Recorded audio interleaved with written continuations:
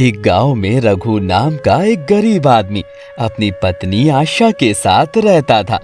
उनकी दो बेटियां थी। सुनहरी पहली पत्नी की बेटी थी और माया आशा की बेटी थी। वो दोनों पति पत्नी दिन रात मेहनत करते, तब जाकर उन लोगों का खर्च चलता। आशा बहुत मक्कार औरत थी। आशा ने रघु और सुनहरी का बहुत ख्याल रखा, पर माया के पैदा होने के बाद उसने सुनहरी पर ध्यान न देकर सिर्फ अपनी बेटी माया पर ध्यान देना शुरू कर दिया। कभी कभी सुनहरी बिना खाए ही सो जाती थी। रघु जब पूछता कि सुनहरी ने खाना खा लिया, तो आशा बोलती, हाँ जी, सुनहरी ने खाना खा लिया है। तुम क्यों चिंता करते हो? मैं हूँ ना अपनी बेटी का ध्यान रखने के लिए। तुम केवल काम पर ध्यान दो। धीरे धीरे समय बीतता गया और आशा का असली चेहरा सामने आने लगा। आशा सुनहरी से घर के सारे काम करवाती और सही से खाना भी नहीं देती।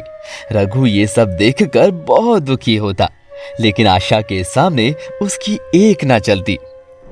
रघु बाजार से कुछ फल लाता है। आशा और उसकी बेटी सब फल खा लेते हैं, केवल एक अनार का फल नहीं खाते। आशा वो फल सुनहरी को दे देती है, क्योंकि आशा से वो अनार के छिलके नहीं छीले जा रहे थे।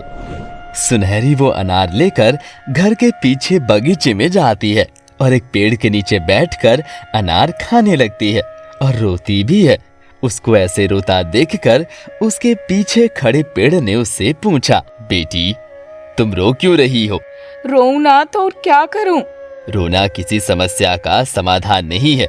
एक काम करो, अनार के दाने मिट्टी में दबा दो। ये अनार का पेड़ तुम्हारी सहायता करेगा। सुनहरी ने जल्दी से अनार के दाने मिट्टी में बो दिए और जल्दी से घर आकर फिर काम करने लगी। कुछ दिनों बाद जब वो फिर से बगीचे में गई, तो उसने देखा कि एक छोटा सा पौधा आ गया है। उसने खुशी खुशी पौधे को पानी दिया। अब वो रोज थोड़ी देर के लिए जरूर पौधे में पानी डालती और कुछ दिनों बाद अनार का एक पेड़ बन गया। एक दिन उनके गांव के जमींदार के घर पूरे गांव वालों का न्योता था। ये बात जब आशा ने सुनी तो वो सोचने लगी, अरे वाह, जमींदार के घर तो बहुत बड़े बड़े लोग आएंगे। क्यों ना अपनी बेटी के लिए अच्छा सा आदमी देखकर उसका घर बसा दूं? कुछ देर बाद जब सब तैयार होकर सुनहरी को बोलते हैं चलने के लिए, तो सुनहरी मना कर देती है, क्योंकि उसके पास कोई नए कपड़े नहीं थे। आशा ने उसे एक चावल की पोटली दी और बोली, जब सारे काम हो जाएं तो इन चावलों से कंकड़ साफ कर देना। सबके जाने के बाद सुनहरी उस चावल की पोटली को छत पर ले जाती है और फैला देती है और रोने लगती है, क्योंकि उसकी माँ ने उसके लिए कपड़े नहीं खरीदे और सब उसे अकेले छोड़कर चले गए। ऊपर से अकेले कैसे काम करेगी? तभी उधर से चिड़ियों का झुंड जा रहा था। उन्होंने सुनहरी को रोता देखा। वहीं छत पर वो सारी चिड़ियाएं उतर गई और एक चिड़िया ने उससे उसके रोने का कारण पूछा। तब उसने रोते रोते सब कुछ बता दिया। तुम एक काम करो, जाओ नीचे जाकर सब काम खत्म कर लो। हम सब ये चावल साफ कर देंगे, फिर तुम इन्हें उठा लेना। बाकी आगे का रास्ता तुम्हें अनार का पेड़ बता देगा। सुनहरी बहुत खुश हो जाती है। उसने जल्दी जल्दी सारा काम खत्म किया और ऊपर आकर देखती है तो सारे चावल साफ हो गए होते हैं। सुनहरी ने सारे चावल उठा लिए और जल्दी से अनार के पेड़ के पास आई।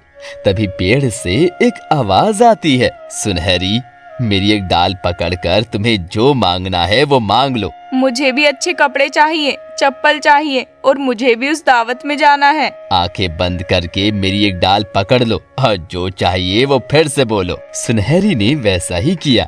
देखते देखते सुनहरी एक खूबसूरत लड़की बन गई। उसके कपड़े भी नए हो गए। सुनहरी, आज के बाद फिर कभी मत रोना। जब भी जरूरत पड़े तो ऐसा ही करना जैसा मैंने तुम्हें बताया है। सुनहरी फिर वहाँ से सीधे जमींदार के घर चली जाती है, जहाँ दावत चल रही थी। सुनहरी जैसे ही उसके घर में जाती है, वैसे ही सभी लोगों की नजर सुनहरी पर होती है, क्योंकि सुनहरी बहुत ही खूबसूरत लग रही थी। सुनहरी को देख सभी लोग कानाफूसी करने लगे, आपस में बातें करने लगे। कोई कहता, इतनी सुंदर लड़की किसकी है, कहाँ से आई है? सुनहरी किसी की बातों पर ध्यान नहीं देती और घर के अंदर चली जाती है। सभी की नजरें उसके सुंदर कपड़े और महंगे आभूषणों पर होती है। आशा और माया भी उसे बेहद गौर से देख रहे थे, परंतु वो नहीं जानते थे कि वो उनकी बेटी सुनहरी है। कुछ देर बाद सुनहरी सबसे विदा लेकर घर वापस जाने लगी। तभी एक लड़का उसका हाथ पकड़ता है और बोलता है, मैं रामगढ़ के जमींदार शंभू का बेटा हूँ, क्या तुम मुझसे विवाह करोगी? सुनहरी शर्मा जाती है और अपना हाथ छुड़ाकर अपने घर चली जाती है। हाथ छुड़ाते समय सुनहरी का कंगन उस लड़के के हाथ में चला जाता है।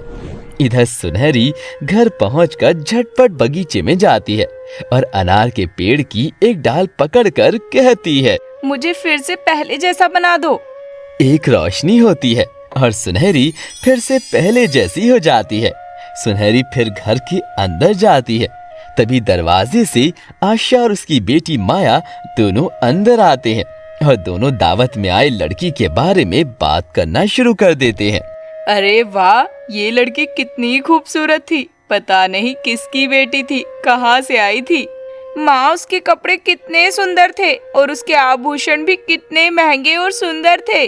आशा ने सुनहरी की तरफ देखा और उससे बोली, क्यों री, मैंने तुझे जो काम बोला था करने के लिए वो तूने कर दिया? हाँ, मैंने सारा काम कर दिया है। अगली सुबह आशा की पड़ोसन उससे कहती है कि रामगढ़ के जमींदार का बेटा पूरे गांव में एक कंगन लेकर घूम रहा है और गांव में सभी लड़कियों के हाथ में पहनाकर देख रहा है। जिसके भी हाथ में वो कंगन चला जाएगा वो उससे शादी कर लेगा। ये बात सुनकर आशा बहुत खुश होती है कि काश वो कंगन उसकी बेटी के हाथ में आ जाए। कुछ देर बाद वो लड़का सुनहरी के घर आता है और घर का दरवाजा खटखटाता है और बोलता है, तुम्हारे घर में जितनी भी लड़कियां हैं उन्हें बाहर लाओ। आशा अपनी बेटी के साथ बाहर आती है। जमींदार का लड़का माया के हाथों में वो कंगन पहना कर देखता है, लेकिन उसके हाथों में वो नहीं आता और फिर वो उससे पूछता है कि तुम्हारे घर में कोई और भी लड़की है क्या? आशा ना में अपना सिर हिला देती है। तभी एक चिड़िया उड़कर आती है और बोलती है, तुम जिसे ढूंढ रहे हो वो घर के अंदर है। लड़का घर के अंदर जाता है और सुनहरी को देखता है और उसके हाथों में वो कंगन पहना देता है।